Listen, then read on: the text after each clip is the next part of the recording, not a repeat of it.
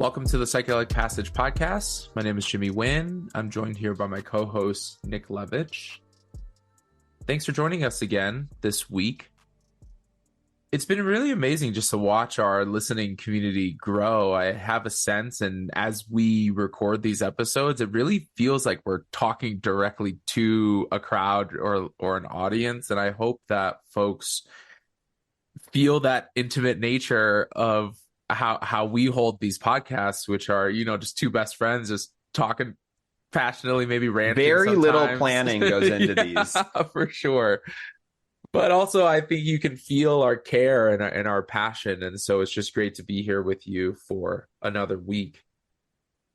We always have an important topic for you, but this week it actually is a really important one because it is a central pillar of not only psychedelic use and sacraments and experimentation and engagement, but also just an important pillar of being a human, which is the importance of community. And so we'll be talking about that today through the context or the lens of psychedelics. But I also hope to drive across a point not only on why it's important, but also some of the dynamics that folks run into before, during, after psychedelic experiences, as far as how that changes your community and how you engage with it and all that. We did an episode a couple of weeks back about how psychedelics impact your intimate relationships. And I almost feel like this episode is an accompaniment to it because psychedelics also can impact your community and how you show up with it. Or maybe finding a community if you're not feeling plugged in or if you're more of a lone wolf. So where do we start here, Nick? Where do you want to jump in with folks about this whole conversation on community and psychedelics? Well, I feel called to acknowledge that traditionally these medicines were always used within a community container. And so oftentimes you're talking about historically, like over the past hundreds and thousands of years. Like these psychedelics were inextricably linked from community. And so a lot of times what would happen is they would be centered around an initiation of sorts. And so the initiate would go off into the wilderness and sit with medicine or whatever the specific ritual is. There's so many different variations. But the idea is that the community is holding them. Mm-hmm. And so you're embarking on this journey alone because you're coming up against your own perceived limitations and you're self-resourcing and you're determining your own depth and strength and character. But you know that there's still this thread that connects you to the longer, to the community. And so when you come back from your journey, your vision quest, your whatever it is, the community is there to hold you and to receive you and to welcome you back. And a lot of times the community can be a source of strength when you're in your deep, dark moment of despair, presumably all on your own out there. And so you can see how intimately these two things are related and how crucial the role of community is when we're embarking on these initiatory rites of passage. Which is, by the way, why we're called Psychedelic Passage, because of this respect of this initiatory process that is so lacking in our society here in America.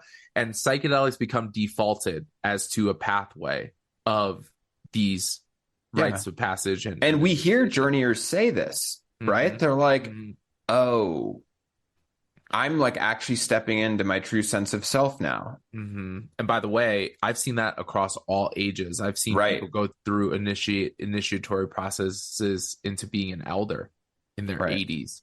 I've seen folks coming into adulthood in their 30s. You know what I mean? And so it really ranges. And the other interesting thing of what you bring up, what comes up for me, is that there's this parallel, especially in these initiatory rites of passage through tradition and culture and lineage, depending on the ancestry, depending on, all of that. There's a parallel to what that looks like and the psychedelic journey.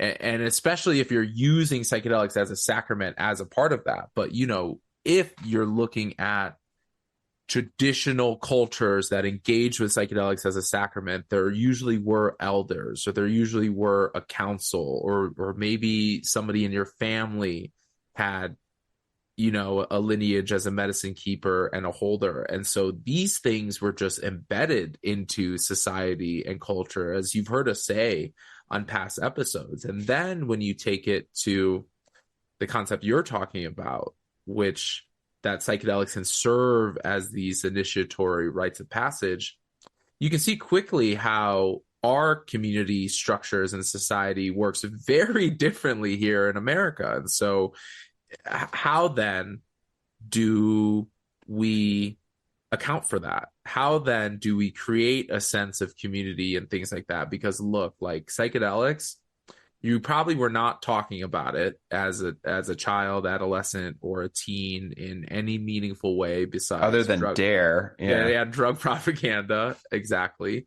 And then for many folks, even if they do engage with psychedelics, most of the time they're keeping it in secret. Like it's not that socially acceptable across the entire country. Well, and now is perhaps the most socially acceptable time to bring it up. But man, imagine if you had a life-shifting journey 5-10 years ago. You would sound like a crazy person if you start sharing that in the wrong circles. Yeah. So let me back up a little bit to say that we humans are just social creatures. That is how we have evolved over time to work in community, the same way that we use tools, the same way that we use critical thinking and pattern recognition, all of that. Like it's built into our DNA to be social creatures. I acknowledge that there are people who probably fall more on the solo lone wolf, side of the spectrum, and then folks who are really just community building comes naturally to them.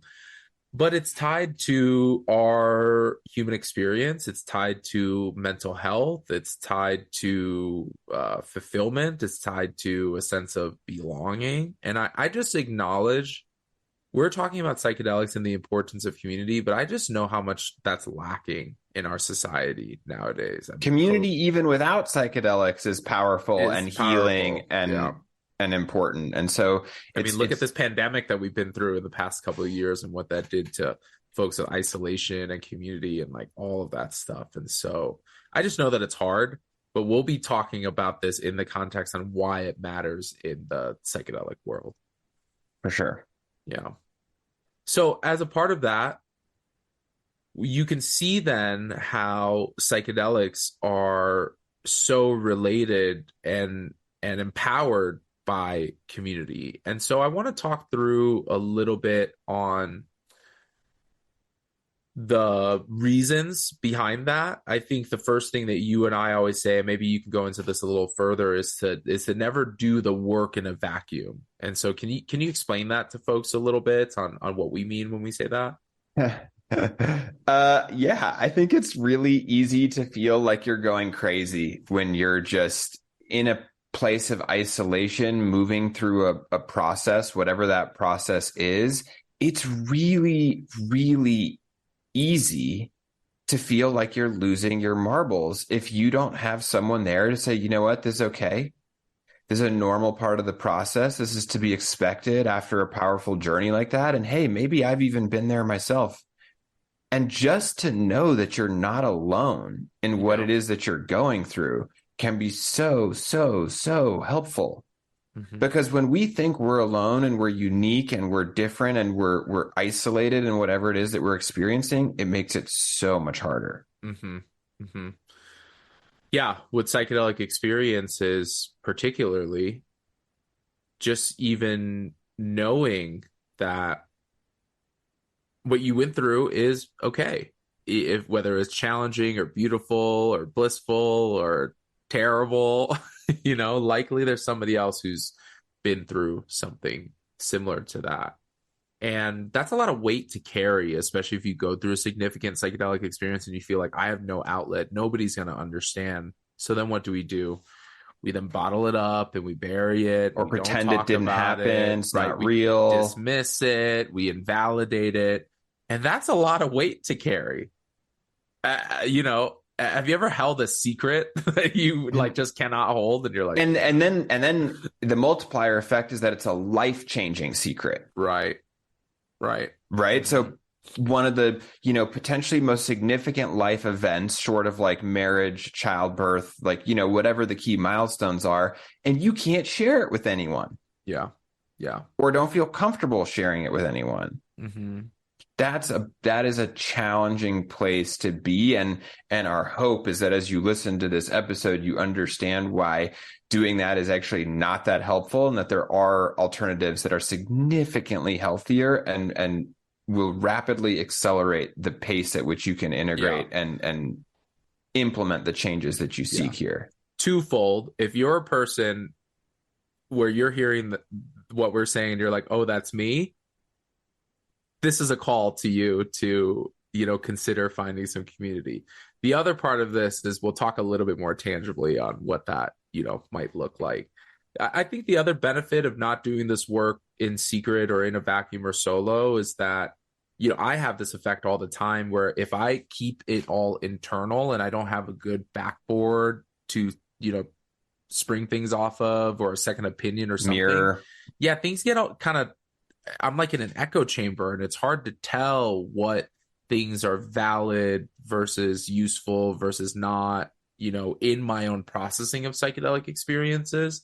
And so that can lead me very directly to like feeling stuck or second guessing myself, being out of alignment with my intuition. And so It's just because you can having, yeah. when you're in isolation, you can tell yourself the same story over and over and over and over again, and it goes unchecked.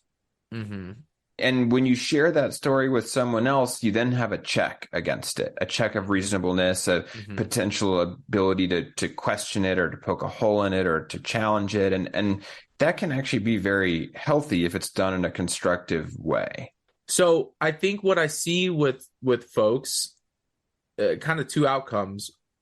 Well, many outcomes, but I know that there's a category of folks who come out of psychedelic experiences. They want to keep things very private, and I want to talk about that as far as finding community while maintaining your privacy.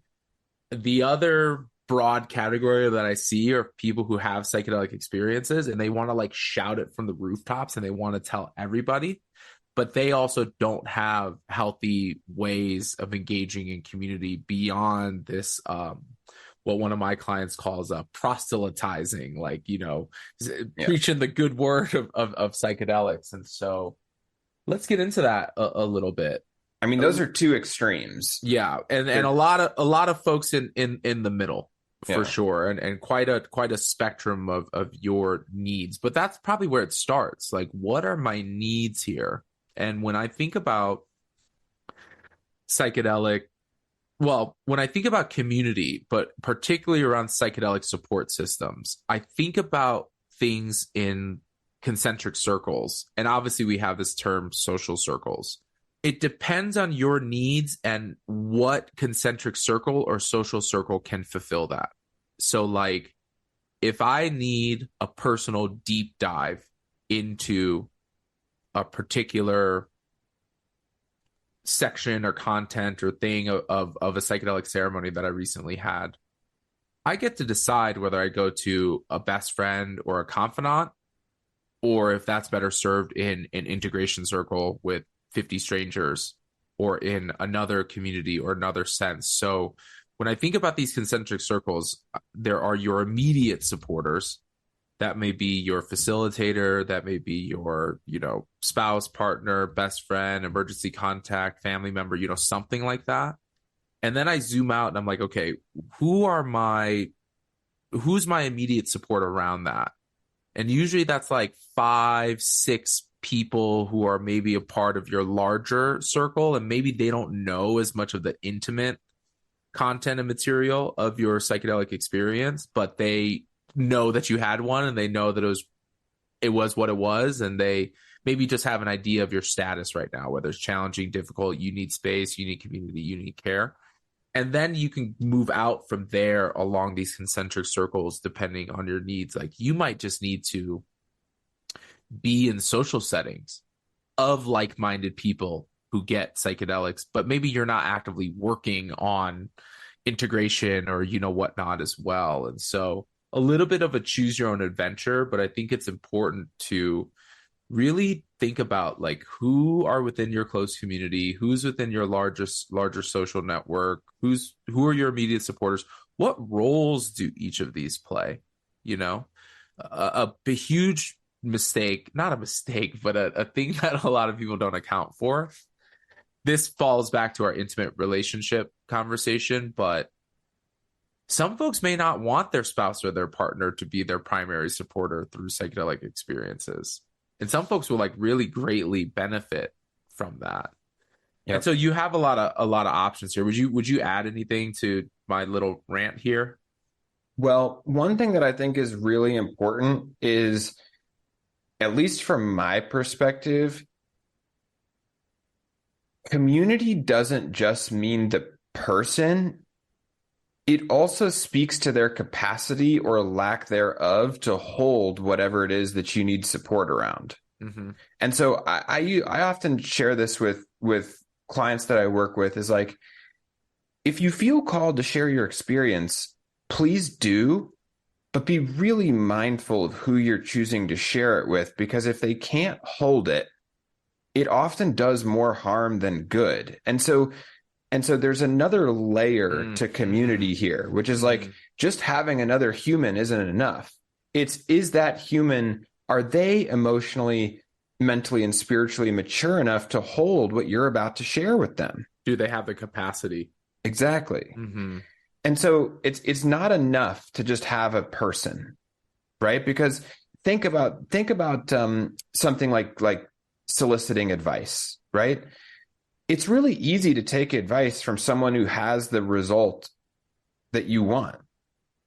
But then if you ask for the same advice from someone who hasn't achieved what you're looking for advice around, you're far less likely to put weight in that.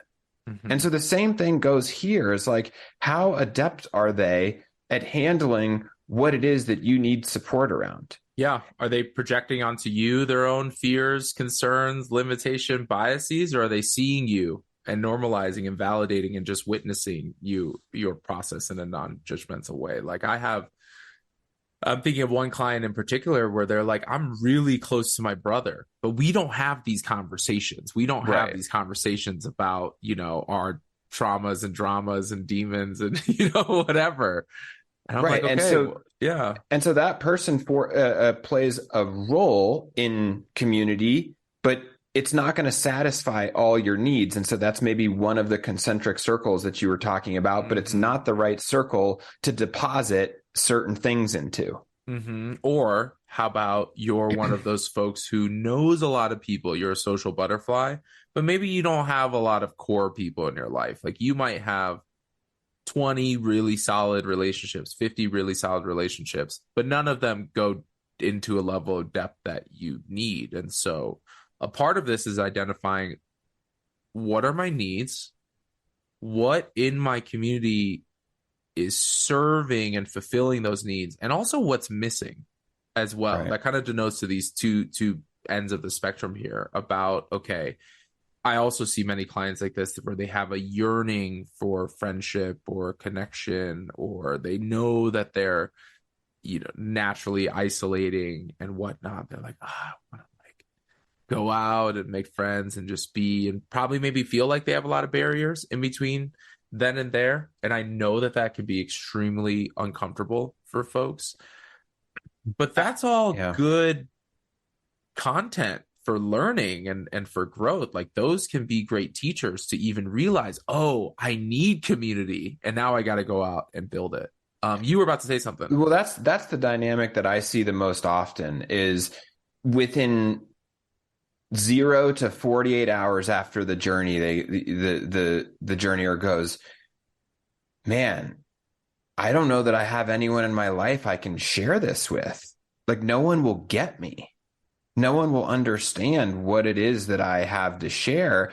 And so their next question is like, man, who do I share this with? How do I go about this process of, finding a peer group, finding integration support, finding somebody that can help me with this?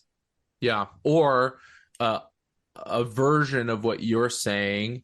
I find folks who do have very close people in their life and they're like, I don't have the, I haven't been building this into my relationship with that person where we can go this deep or where we can talk about this stuff. And so it can also be a calling to further and deepen relationships with Right. people as well. So I think we should talk about the two extremes because we didn't quite finish there, right? Sure. So we've got Yeah. one person who's like, this is so personal and private, I don't want to share anyone. And then you've got the person that wants to shout from the rooftops. I'm happy to speak to my approach for the shouting from Yeah, the yeah, go for it. rooftops, Go for it. which is we as humans, we like to be inspired. We don't like to be told what to do. Hmm. And so I often find it's a much better approach if you embody the change that you experienced that was so magnificent and so profound and the exact, change that you want to shout from the rooftops, just embody it. And then people will go, hey, something's different about you. What's going on? Now you have an open invitation to share about how you got there and the psychedelic component.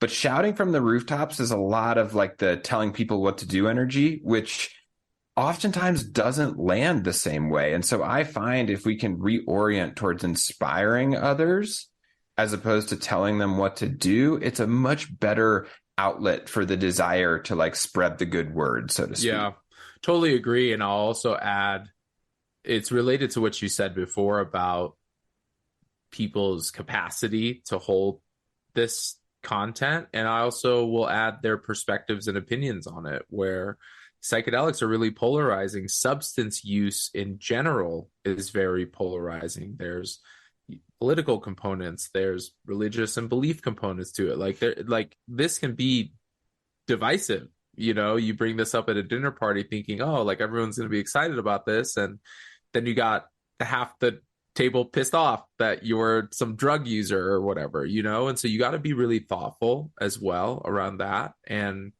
another thing that comes up for me is if you do have this feeling of wanting to share, of wanting to really let people know how important or significant this process is for you, which is very common. I really urge you to think about your motivations around that. And it can be a mix of things. You may want to be supportive to other folks and share your story. You may also just like the attention, or you may also just think psychedelics are really interesting and you have Or your own maybe that ego curiosity just around needs it. a stroke. Uh-huh.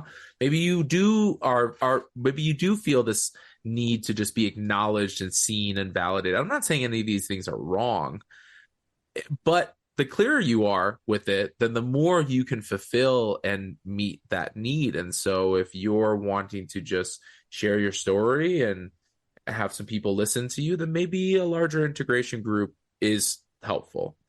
If you're looking to deep dive and really share intimate details with somebody who's close in your life, then that's a whole different environment and context. So getting really clear on why you want to share and in what in what manner can also help there too. So Yeah. let's shift over to maybe the other scenario that I talked about, which are folks who want to keep these things more private or closer to the hip. And my best recommendation is to have at least one person who's your main go-to for, I mean, we are each other for this, but then also people's facilitators. Maybe there's one close person or spouse or I mean, somebody. even a therapist, like it really doesn't matter who, as long as they can hold it and you feel comfortable with them. But it's really important. Like an important part of processing is vocalizing and verbalizing and giving language to this thing you just went through. Mm-hmm. Mm-hmm. And then defining what you need from it, defining what you need out of that really close relationship. Is this a thing where you want to chat regularly about it, or is it that you just need them for, that immediate need for just sharing your experience right after, ceremony? Or is this somebody who has a specialty or knowledge or background or whatnot? So there are ways to keep your process very private while also getting your needs met within community. And then I'll also share that not everybody in your community needs to know that you Right. went through a psychedelic experience. Maybe just being around each other or playing a pickup basketball game or Going for do a hike, painting, that might whatever. just do it for you as far as feeling that connectivity and community in which you can still hold it, this thing sacred and deep and close to your heart, while also still being present and within community. What else would you share with folks who are like really private, or maybe another scenario of this is maybe somebody who had a really challenging or difficult experience, and then we know that they need community, but maybe there's some Yeah, stuff one of to one of work the on. interesting things that I've found is sometimes, and this may sound counterintuitive, but sometimes it's easier for folks to get deeply intimate with a stranger than with someone who has pre-existing beliefs and connotations around them and that relationship. And so I facilitate men's groups, and I see this all the time where guys will come into the group and they'll go, "Wow, I went deeper with a group of strangers here than I've gone with anyone else in my life." And the question why always comes up, and it's like, well, there's not the same level of pre-existing beliefs, connotations, relationship dynamics. Like, you get to start on a clean slate. This person knows nothing about you, and you get to set the tone for what you share and how you present yourself. And Mm-hmm. so that's why I think these like peer integration groups can be very helpful, because they don't know who you are and you don't know who they are. And so there's not this pre-existing image of how you need to be showing up, which, whether we want to acknowledge it or not, exists in our interpersonal relationship dynamics. If you show up differently in our friendship container, I'm going to notice. Yeah. Yeah. We show up differently at work than we do at home, than we do with our friends and different social contexts and settings. I love this phrase that there are like thousands of yous that exist, and it's the perception of you in everybody's minds that you've ever met. Yeah. And that does hold true because that does shape our behavior, like you're saying, shapes the way we show up, what we share, what we talk about, what we don't talk about. So, So I've had clients that yeah. come out of a journey and they're like, well, do you have any past clients that are maybe a similar age and have also gone through a divorce that was spurred by cheating? And I'll do my best to like link them up as pen pals, assuming everyone's consented, because you get this beautiful synergy of, you've both been through a similar, trauma or past life history. You both went through a journey to work through it, and you have no pre-existing beliefs about each other. You get to start off on a totally clean slate. Mm-hmm. I find that that's one of the positives of group settings and group containers, retreat settings, or larger group. Psilocybin, ayahuasca primarily is done in groups. That's one of the cool benefits of that as well. And then also just know that in those developing relationships, friendships, support bonds, that there's this commonality, and then also you continually need to be checking on whether your needs are met, whether this is the right person to support you, vice versa, what state that you're in when you're engaging, with this person. There are folks who I've, met after group ceremonies, and I feel a really strong connection and bond with them. And then after a couple of weeks, it does fade a little bit as well. And Mm-hmm. so just keep that in mind, that it's all contextual on, what you might need there. So, mhm. For sure. Yeah. I mean, I think the last thing we should leave folks with is just an opportunity to explore what resources are out there for community, because Yeah. there are a lot of integration circles. A lot of them are free. There's, men's and women's circles. There's a lot of different community oriented support systems that exist.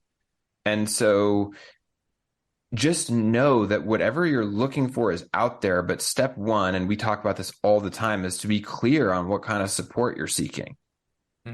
There are psychedelic communities based on region and location. There's a lot of different cities and towns who are starting psychedelic oriented societies and clubs. I know here in Colorado, the NOAC Society, there's the Psychedelic Club of Denver, and then there are more affinity based groups. So psychedelics in recovery is one for folks who deal with substance It's issues and essentially a follow. 12-step fellowship Right. that honors the intentional use of psychedelics. Clubs at most schools now, nearly every state and most large cities.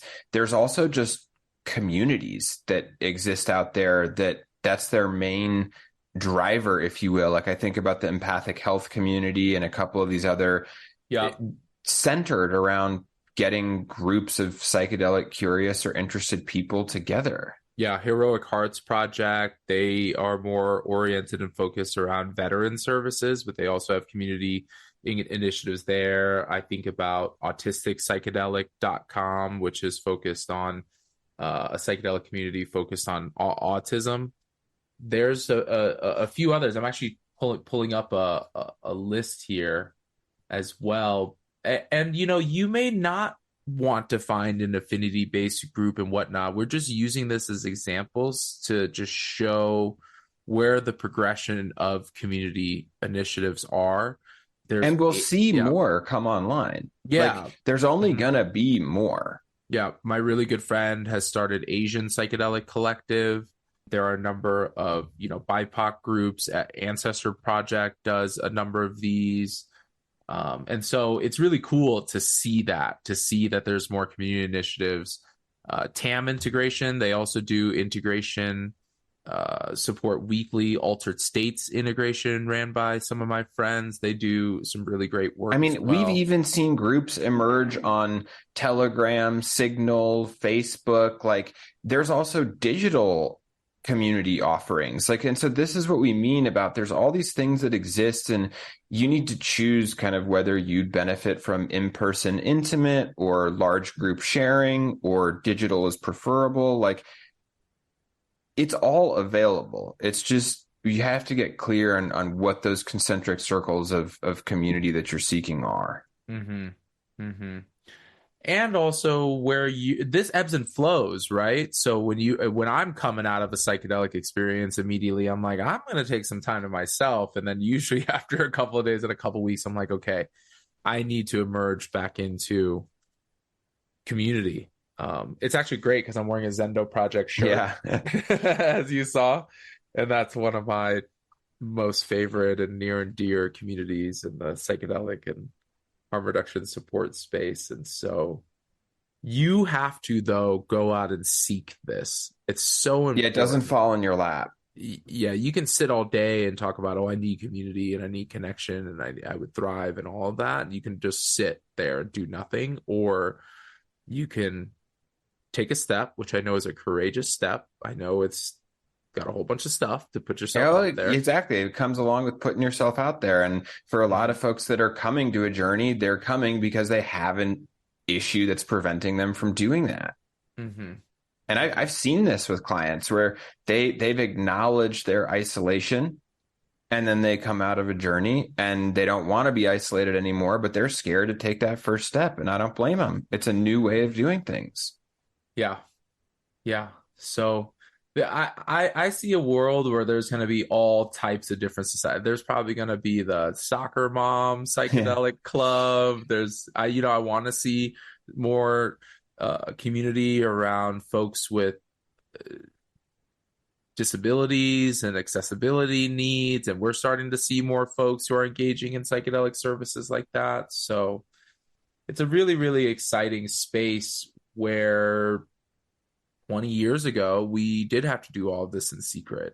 And so, there's, coffee shops and little myco cafes and little plant cafes opening up, and especially here in Colorado. So, we're starting to see this build into the fabric. Maybe you're actually wanting to contribute to a digital community. Maybe it's like Nick said, a Signal thread, or a Reddit community, or an info sharing community here and there, or there's so many different ways for you to get engaged. And I'll also just disclaim again, it doesn't have to be psychedelic specific.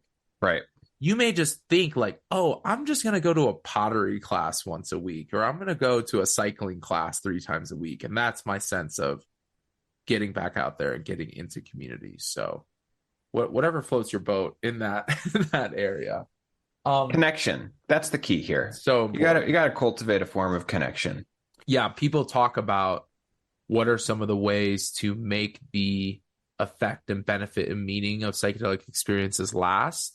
It's what we're talking about here. This is a huge one, in addition to integration and doing the work and staying clear to your intentions. Well, what's one of the common themes that people get time and time again? Interconnectedness. Mm-hmm. Mm-hmm. And if we don't continue to live at that intersection of interconnectedness when we're not actively journeying, we find ourselves back in isolation. And honestly, like, that tends to be one of the things that's most directly linked to depressive states and depressive tendencies, is a lack of connection. Mm-hmm. And so it's really, really important that we find some outlet to nurture that sense of social connectivity, especially if we're going to be, doing intentional work with psychedelics. Yeah, even if it's just peer support, it doesn't have to be a professional or somebody who's held 900 ceremonies or whatnot. Just somebody who's a peer and who can hear you out and be there with you and acknowledge you goes a really long way. Goes a really long way. Yeah. What else would you share as we wrap up this episode here?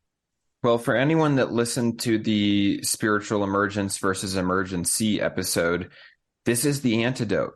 Support is the antidote to the feeling like you're losing grasp on reality and not sure who you are anymore and not sure what your place is in society. Community is the antidote to that. Intentional support that can hold you through that process is critical. And so I just want to draw that connection. Yeah, it brings up what you were saying before about the traditional use of psychedelics as a initiatory rite of passage and that community container, where when the journeyer came back from that, they weren't expected to show up to work on Monday. The community held them and gave them time and supported them and took care of their needs and slowly integrate them back into themselves and into society and all that. We just don't have that here. No. You may have a couple of vacation days. And so one of the unfortunate aspects of our society is that this stuff has to overlap. Like, you do have to go back and likely continue on with your normal responsibilities and tasks and daily things. And that makes community all the more important, knowing that it all kind of has to happen at the same time. So, yep. Yeah, thanks for listening to us. That wraps up this episode here. It was really great to just spit out our thoughts about all things community and psychedelics. So you can download episodes of the Psychedelic Passage podcast. Look for our episodes anywhere you get podcasts by searching Psychedelic Passage. That could be Apple Podcasts, Amazon, Spotify, iHeartRadio, and anywhere else. And look forward to connecting with you all next week.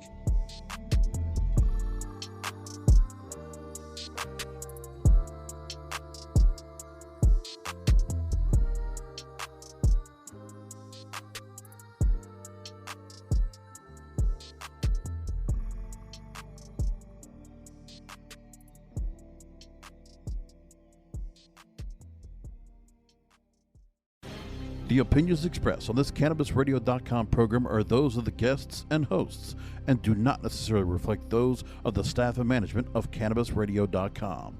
Any rebroadcast, republication, or retransmission of this program without proper consent is prohibited.